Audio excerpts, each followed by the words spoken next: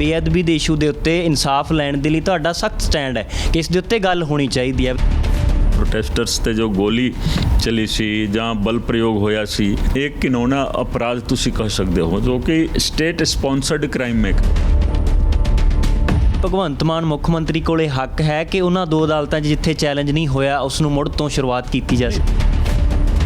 ਕਈ ਅਫਸਰਾਂ ਨੇ ਨਾ ਕਰ ਦਿੱਤੀ ਕਿਉਂਕਿ ਵੱਡੇ ਵੱਡੇ ਲੋਕਾਂ ਦਾ ਉਹਦੇ ਵਿੱਚ ਨਾਂ ਸੀ, ਵੱਡੇ ਵੱਡੇ ਪੋਲੀਟੀਸ਼ੀਅਨ ਸੀਗੇ। ਸਾਡੇ ਕੋਲ ਤਫਤੀਸ਼ ਆਈ ਅਸੀਂ ਕੀਤੀ ਜੀ ਕਿ ਸਾਡੇ ਗਵਾਹਾਂ ਦਾ ਬਿਆਨ ਨਹੀਂ ਲਿਆ ਗਿਆ ਜੀ। ਬਿਆਨ ਲੈ ਕੇ ਜੇਕਰ ਕੇਸ ਸਾਬਿਤ ਨਹੀਂ ਹੁੰਦਾ ਹੈ ਤੁਸੀਂ ਜਿਸ ਨੂੰ ਮਰਜ਼ੀ ਬਰੀ ਕਰ ਦਿਓ, ਮੈਨੂੰ ਕੋਈ ਇਤਰਾਜ਼ ਨਹੀਂ। ਹੁਣ ਇਨਸਾਫ ਮਿਲਣਾ ਬਹੁਤ ਕਠਿਨ।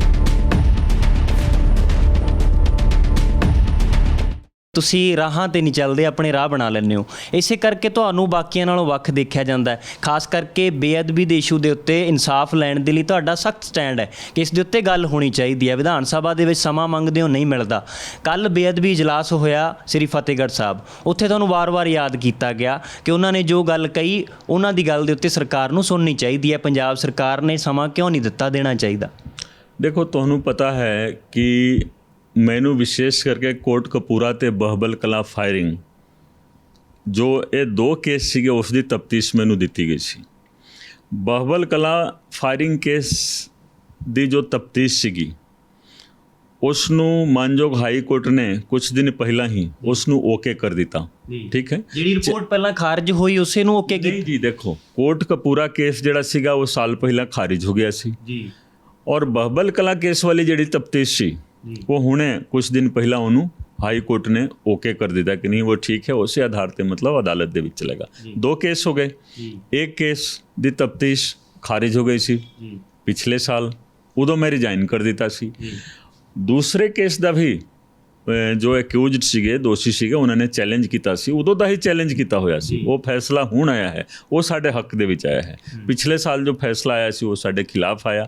ਇਸ ਸਾਲ ਜਿਹੜਾ ਫੈਸਲਾ ਆਇਆ ਹੈ ਉਹ ਸਾਡੇ ਹੱਕ ਦੇ ਵਿੱਚ ਆਇਆ ਹੈ। ਪਿਛਲੇ ਸਾਲ ਜੋ ਫੈਸਲਾ ਆਇਆ ਤੇ ਉਸ ਤੋਂ ਬਾਅਦ ਜੋ ਹਾਲਾਤ ਬਣੇ ਪੰਜਾਬ ਦੇ ਵਿੱਚ, ਖਾਸ ਕਰਕੇ ਉਹਦੇ ਉੱਤੇ ਜੋ ਰਾਜਨੀਤੀ ਹੋਈ, ਉਸ ਕਰਕੇ ਮੈਂ ਇਸਤੀਫਾ ਦੇ ਦਿੱਤਾ ਸੀ। ਕਿਉਂਕਿ ਦੇਖੋ, ਬੇਅਦਬੀ ਵਾਲੇ ਕੇਸ ਜਾਂ ਬੇਅਦਬੀ ਤੋਂ ਬਾਅਦ ਜੋ ਪ੍ਰੋਟੈਸਟ ਹੋਇਆ ਸੀ, ਪ੍ਰੋਟੈਸਟਰਸ ਤੇ ਜੋ ਗੋਲੀ ਚਲੀ ਸੀ ਜਾਂ ਬਲ ਪ੍ਰਯੋਗ ਹੋਇਆ ਸੀ, ਮਤਲਬ ਇਹ ਸਾਰਾ ਘਟਨਾਕ੍ਰਮ ਤੁਸੀਂ ਦੇਖੋਗੇ ਇੱਕ ਘਿਨੌਣਾ ਅਪਰਾਧ ਤੁਸੀਂ ਕਹਿ ਸਕਦੇ ਹੋ ਜੋ ਕਿ ਸਟੇਟ ਸਪਾਂਸਰਡ ਕ੍ਰਾਈਮ ਮੈਂ ਕਹੂੰਗਾ ਜੀ। ਠੀਕ ਹੈ, ਇਹ ਨਹੀਂ ਕਿ ਅੱਜ ਮੈਂ ਚਲੋ ਇੱਕ ਪਾਰਟੀ ਜੁਆਇਨ ਕਰ ਲਿਆ ਜਾਂ ਰਾਜਨੀਤਿਕ ਫੀਲਡ ਦੇ ਵਿੱਚ ਆ ਗਿਆ ਤਾਂ ਮੈਂ ਬੋਲਦਾ ਹਾਂ। ਲੇਕਿਨ ਜੇਕਰ ਤੁਸੀਂ ਇਨਵੈਸਟੀਗੇਸ਼ਨ ਮਤਲਬ ਦੇ ਵਿੱਚ ਦੇਖੋਗੇ, ਅੱਜ ਤੱਕ ਭਾਵੇਂ ਰਿਪੋਰਟ ਖਾਰਿਜ ਹੋ ਗਈ, ਲੇਕਿਨ ਮੈਂ ਇਹੀ ਚੈਲੰਜ ਕੀਤਾ ਸੀ ਨਾ ਕਿ ਕੋਈ ਵੀ ਵਿਅਕਤੀ ਭਾਵੇਂ ਕਿੰਨਾ ਵੀ ਕਾਨੂੰਨ ਦਾ ਜਾਣਕਾਰ ਹੋਵੇ ਜੀ, ਇੱਕ ਲਾਈਨ ਉਹਦੇ ਵਿੱਚ ਗਲਤੀ ਕੱਢ ਦੇਵੇ ਜੀ, ਤਾਂ ਕੋਈ ਅੱਜ ਤੱਕ ਇੱਕ ਲਾਈਨ ਦੀ ਗਲਤੀ ਨਹੀਂ ਕੱਢਿਆ ਜੀ, ਸਿਰਫ ਤੇ ਸਿਰਫ ਕਿਸੇ ਦਾ। ਫਿਰ ਉਹ ਰਿਪੋਰਟ ਖਾਰਿਜ ਕਿਉਂ ਹੋ ਜਾਂਦੀ ਹੈ ਜੇ ਇੱਕ ਵੀ ਗੱਲ ਹੈ ਜੀ? ਦੇਖੋ, ਮੇਰੀ ਉਸ ਰਿਪੋਰਟ ਨੂੰ ਮੈਜਿਸਟ੍ਰੇਟ ਦੀ ਅਦਾਲਤ, ਜੋ ਮਾਨਯੋਗ ਅਦਾਲਤ ਹੈ ਫਰੀਦਕੋਟ ਦੇ ਵਿੱਚ, ਜੁਡੀਸ਼ੀਅਲ ਮੈਜਿਸਟ੍ਰੇਟ ਫਸਟ ਕਲਾਸ ਦੀ ਅਦਾਲਤ ਹੈ, ਉਸ ਅਦਾਲਤ ਦੇ ਵਿੱਚ ਵੀ ਚੈਲੰਜ ਕੀਤਾ ਗਿਆ।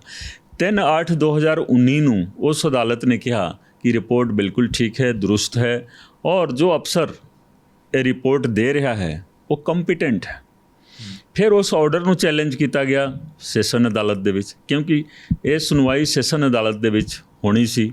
ਸੈਸ਼ਨ ਅਦਾਲਤ ਨੇ 15/11/2019 ਨੂੰ ਕਲੀਅਰ ਕੱਟ ਮਤਲਬ ਸਪੀਕਿੰਗ ਆਰਡਰ 10-11 ਪੇਜਾਂ ਦੇ ਵਿੱਚ ਆਰਡਰ ਹੈ, ਔਰ ਉਹਨਾਂ ਨੇ ਕਲੀਅਰ ਕਰ ਦਿੱਤਾ ਕਿ ਇਸ ਰਿਪੋਰਟ ਦੇ ਵਿੱਚ ਕੋਈ ਖਾਮੀ ਨਹੀਂ ਹੈ। ਇਸ ਤੋਂ ਅੱਗੇ ਇਸ ਰਿਪੋਰਟ ਦੇ ਆਧਾਰ ਤੇ ਟ੍ਰਾਇਲ ਸ਼ੁਰੂ ਹੋਊਗਾ ਜੀ। ਉਹ ਦੋਵੇਂ ਦੇਖੋ 3/8/2019 ਜੋ judicial magistrate first class Faridkot ਦੀ ਅਦਾਲਤ ਵੱਲੋਂ ਜੋ ਆਰਡਰ ਹੋਇਆ, ਫਿਰ ਮਾਨਯੋਗ ਸੈਸ਼ਨ ਅਦਾਲਤ ਵੱਲੋਂ 15/11/2019 ਨੂੰ ਜੋ ਆਰਡਰ ਹੋਇਆ, ਅੱਜ ਵੀ ਉਹ ਦੋਵੇਂ ਆਰਡਰ ਐਗਜ਼ਿਸਟ ਕਰ ਰਹੇ ਨੇ। ਉਹਨਾਂ ਆਰਡਰਾਂ ਨੂੰ ਕਿਸੇ ਨੇ ਚੈਲੰਜ ਹੀ ਨਹੀਂ ਕੀਤਾ ਹੈ ਜੀ। ਸਿੱਧੇ ਮਾਨਯੋਗ ਹਾਈ ਕੋਰਟ ਦੇ ਵਿੱਚ ਕਰਕੇ ਚਲੋ ਇਹਨਾਂ ਨੇ ਕਰ ਲਿਆ, ਲੇਕਿਨ ਉੱਥੇ ਇਹ ਸਾਰਾ ਕੁਝ ਵੀ ਨਹੀਂ ਦੱਸਿਆ ਗਿਆ ਜਾਂ ਉਹਨਾਂ ਆਰਡਰਾਂ ਨੂੰ ਨਾ ਕਿਸੇ ਨੇ ਚੈਲੰਜ ਕੀਤਾ। ਔਰ ਜੇਕਰ ਕਾਨੂੰਨੀ ਪ੍ਰਕਿਰਿਆ ਦੇ ਹਿਸਾਬ ਦੇ ਨਾਲ ਦੇਖੋ ਤਾਂ ਮਾਨਯੋਗ ਜੁਡੀਸ਼ੀਅਲ ਮੈਜਿਸਟ੍ਰੇਟ ਫਸਟ ਕਲਾਸ ਦਾ ਜੋ ਆਰਡਰ ਹੈ, ਮਾਨਯੋਗ ਸੈਸ਼ਨ ਅਦਾਲਤ ਦਾ ਜਿਹੜਾ ਆਰਡਰ ਹੈ ਫਰੀਦਕੋਟ ਦਾ, ਉਹ ਆਰਡਰ ਵੀ ਠੀਕ ਹੈ ਕਿ ਨਹੀਂ ਅੱਜ ਐਗਜ਼ਿਸਟ ਕਰਦਾ ਹੈ ਜੀ, ਔਰ ਉਹ ਆਰਡਰ ਸਾਡੇ ਹੱਕ ਦੇ ਵਿੱਚ ਹੈ, ਉਹਨੂੰ ਕਿਸੇ ਨੇ ਚੈਲੰਜ ਹੀ ਨਹੀਂ ਕੀਤਾ। ਕੀ ਕਾਨੂੰਨ ਮੁਤਾਬਕ ਅੱਜ ਤੁਹਾਡੀ ਸਰਕਾਰ ਹੈ ਸੱਤਾ ਵਿੱਚੋਂ ਕੀ ਭਗਵੰਤ ਮਾਨ ਮੁੱਖ ਮੰਤਰੀ ਕੋਲੇ ਹੱਕ ਹੈ ਕਿ ਉਹਨਾਂ ਦੋ ਅਦਾਲਤਾਂ 'ਚ ਜਿੱਥੇ ਚੈਲੰਜ ਨਹੀਂ ਹੋਇਆ ਉਸ ਨੂੰ ਮੁੜ ਤੋਂ ਸ਼ੁਰੂਆਤ ਕੀਤੀ ਜਾ ਸਕੇ? देखो मैं सारी गल सरकार ਦੇ ਸਾਹਮਣੇ ਰੱਖ ਦਿੱਤੀ ਹੈ, ਪਹਿਲਾਂ ਵੀ ਪਾਰਟੀ ਫੋਰਮ ਤੇ ਮੈਂ ਗੱਲ ਰੱਖ ਦਿੱਤੀ ਸੀ। ਔਰ ਵਿਧਾਨ ਸਭਾ ਦੇ ਵਿੱਚ ਜੋ ਬਜਟ ਸੈਸ਼ਨ ਸੀਗਾ ਉਸ ਦੇ ਵਿੱਚ ਮੈਂ ਕਾਲ ਅਟੈਂਸ਼ਨ ਮੂਵ ਕੀਤਾ ਸੀ, ਕਿਸੇ ਕਾਰਨ ਬਸ ਚਲੋ ਟੇਕਅਪ ਨਹੀਂ ਹੋ ਪਾਇਆ।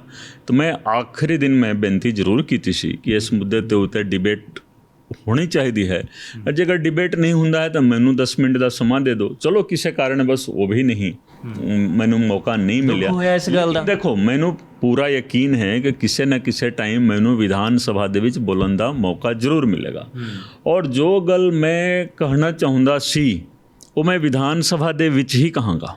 ਕਿਉਂ? ਵਿਧਾਨ ਸਭਾ ਜੋ ਹੈ ਦੇਖੋ ਲੋਕਾਂ ਵੱਲੋਂ ਚੁਣ ਕੇ 117 ਵਿਅਕਤੀ ਜਾਂਦੇ ਨੇ ਜੀ। ਪੰਜਾਬ ਦੇ ਵਿੱਚ ਤਕਰੀਬਨ 3 ਕਰੋੜ ਮਤਲਬ ਲੋਕ ਨੇ, ਜਾਂ ਪੰਜਾਬ ਦੀ ਜਨਸੰਖਿਆ 3 ਕਰੋੜ ਦੇ ਬਰਾਬਰ ਹੈ। ਉਹ ਆਪਣੇ 117 ਪ੍ਰਤੀਨਿਧੀ ਉਹ ਉੱਥੇ ਭੇਜਦੇ ਨੇ ਤੇ ਇਸੇ ਕਰਕੇ ਉਸ ਸਦਨ ਨੂੰ ਪਵਿੱਤਰ ਸਦਨ ਕਿਹਾ ਜਾਂਦਾ ਹੈ, ਕਿਉਂਕਿ ਲੋਕਾਂ ਦੀ ਆਵਾਜ਼ ਉੱਥੇ ਰੱਖੀ ਜਾਂਦੀ ਹੈ। ਤਾਂ ਮੈਂ ਤਾਂ ਜੇ ਲੋਕਾਂ ਦੀ ਆਵਾਜ਼ ਰੱਖਣੀ ਹੈ, ਮੈਂ ਇਮਾਨਦਾਰੀ ਦੇ ਨਾਲ, ਨੇਕ ਨੀਅਤੀ ਦੇ ਨਾਲ ਭਾਰਤ ਦੇ ਸੰਵਿਧਾਨ, Punjab police rule, criminal procedure code, ਹਰ ਚੀਜ਼ ਨੂੰ ਸਾਹਮਣੇ ਰੱਖ ਕੇ ਮੈਂ ਤਫਤੀਸ਼ ਕੀਤੀ ਹੈ ਜੀ।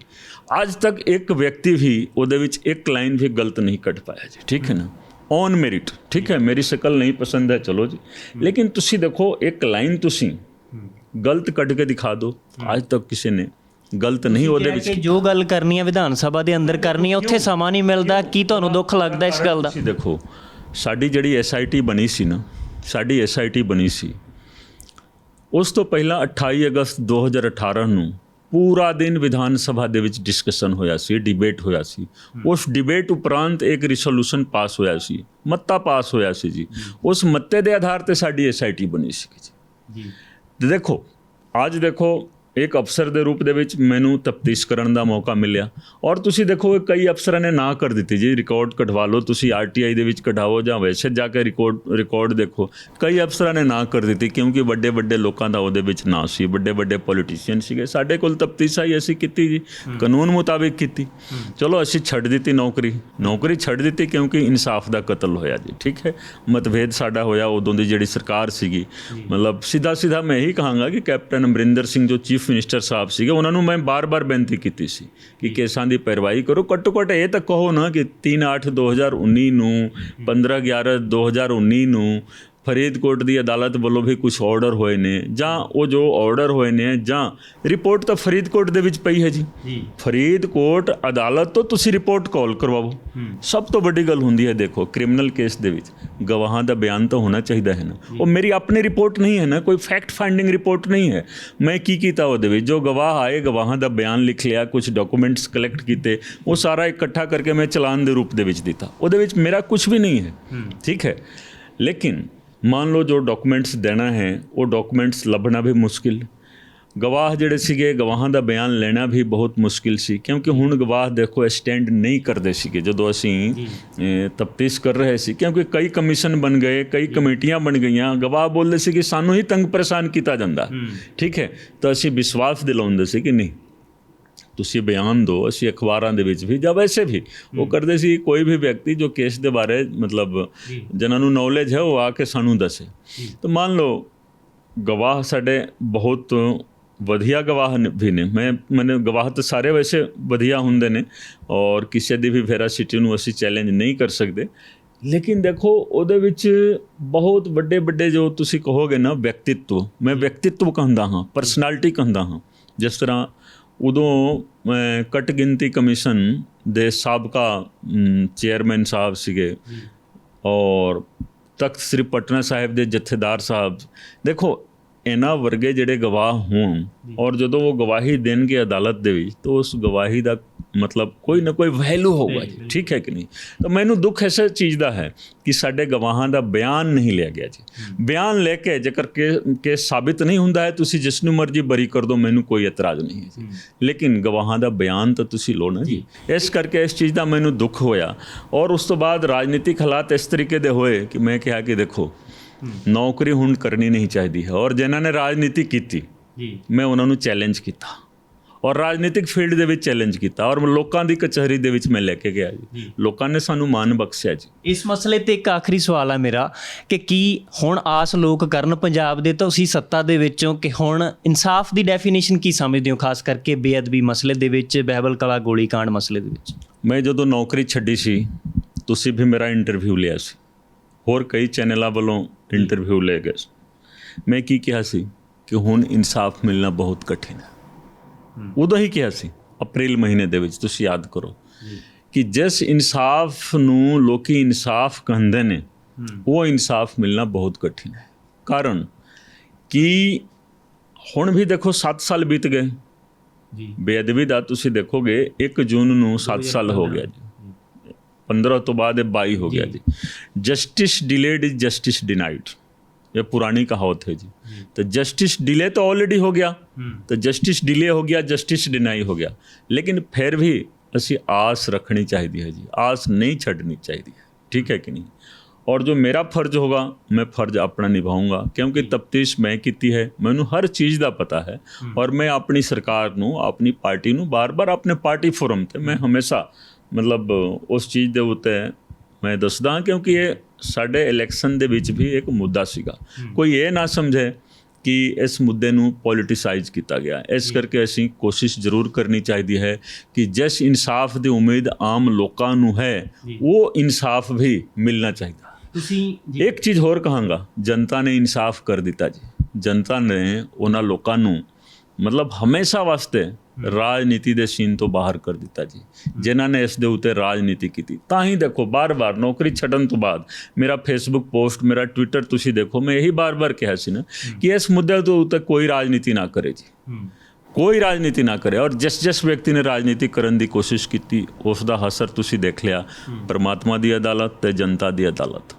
इंसाफ तो बहुत कुछ हो गया है, लेकिन जिस नू तुसी इंसाफ बोलते हो ਜਾਂ आम लोगों नू जिस इंसाफ की उम्मीद है, मैं आज भी आस करता हाँ कि इंसाफ मिलूगा जी।